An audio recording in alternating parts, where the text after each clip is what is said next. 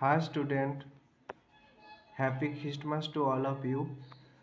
আজ 25শে ডিসেম্বর, সবাইকে বড়দিনের শুভেচ্ছা। আমরা সবাই আজ বড়দিন উদযাপন করি এবং আমরা সবাই জানি যে স্যান্টা ক্লজকে নিয়ে আজকে আমরা খুবই ভাবি যে আমাদের শিশুদের স্বপ্নে এসে গিফট দিয়ে যায়।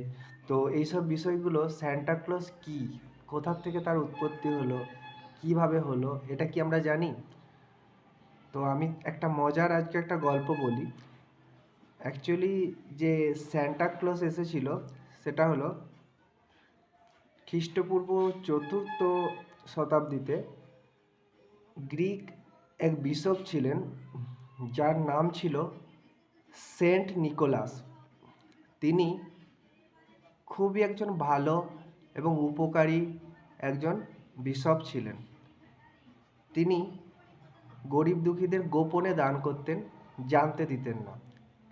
এই বড়দিনের দিনে একটা গরিব বাড়ির 3 মেয়ে বিয়ে হচ্ছিল না যৌতুকের জন্য। তো তাদের বিবাহের জন্য যে যৌতুক লাগবে সেটা 3 ব্যাগ মোহর তিনি তাদের জানলার দিকে গোপনে ফেলে দিয়েছিল এবং তারা সেটাকেই লোককথা অনুসারে বলেছে যে তারা নাকি বড়দিনে সেই গিফট পেয়েছে এবং গিফট স্বপ্নে এসে রাত্রেবেলা দিয়ে গেছে স্যান্টা ক্লজ।